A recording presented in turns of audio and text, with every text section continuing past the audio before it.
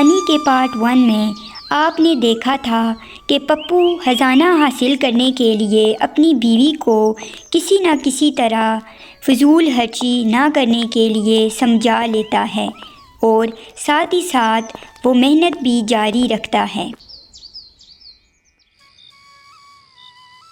ایک رات پپو اور گلابو سو رہے تھے۔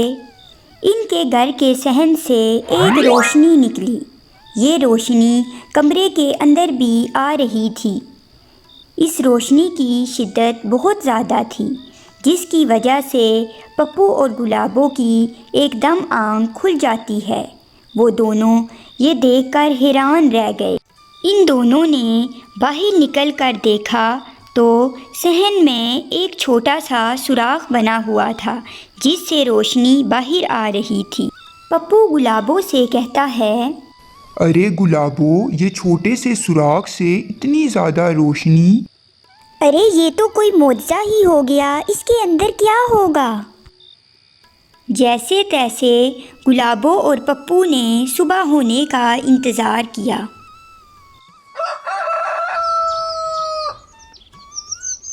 صبح ہوئی، یہاں سے روشنی غائب ہو گئی، لیکن اس جگہ سے زمین ٹوٹ چکی تھی۔ پپو نے یہاں سے زمین کو کھودنا شروع کیا تاکہ پتہ چلا سکے اس کے نیچے ایسا کیا ہے۔ کچھ دیر زمین کھودنے کے بعد زمین کے نیچے ایک غار دریافت ہوئی، جس کے اندر بہت سارے سونے کے سکے اور جواہرات پڑے ہوئے تھے۔ پپو اور گلابو اس کے اندر جاتے ہیں۔ وہ دونوں اتنا زیادہ خزانہ دیکھ کر حیران رہ گئے۔ غار کے اندر وہی خزانہ تھا جو پپو نے خواب میں دیکھا تھا۔ ارے پپو، اتنا زیادہ خزانہ، ہم تو امیر ہو گئے۔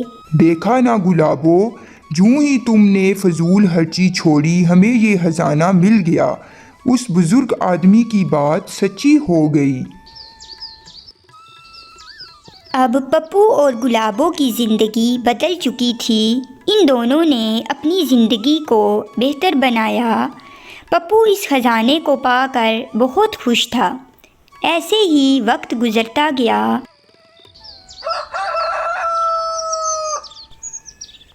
پپو نے اپنا بڑا سا گھر بنوایا۔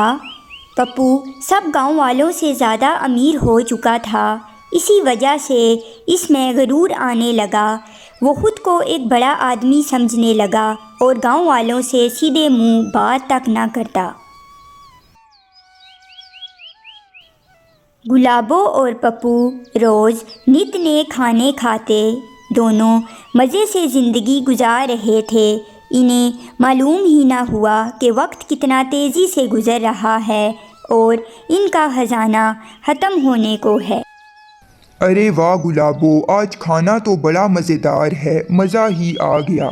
یہ دونوں میاں بیوی اس خزانے کو سوچے سمجھے بغیر خرچ کیے جا رہے تھے۔ ایسے ہی وقت گزرتا گیا۔ ایک دن پپو گلابو سے کہتا ہے، گلابو، خزانہ تو ختم ہونے والا ہے، اب ہم کیا کریں گے؟ پپو کی باتیں سن کر گلابو بولی، پپو، میں نہ آپ کو سمجھاتی تھی، آپ نے مجھے تو فضول خرچی سے روک لیا، لیکن خود خزانے کو دیکھ کر بدل گئے۔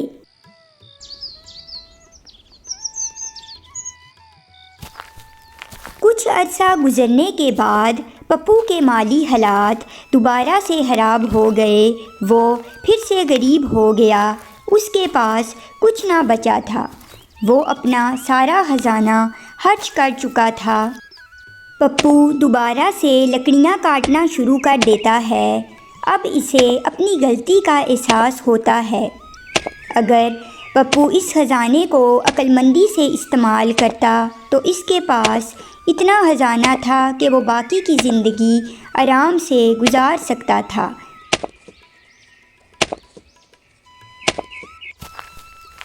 پپو اور اس کی بیوی گلابو نے کچھ ہی وقت خوب عیش سے زندگی گزاری اور سارا خزانہ خرچ کر ڈالا۔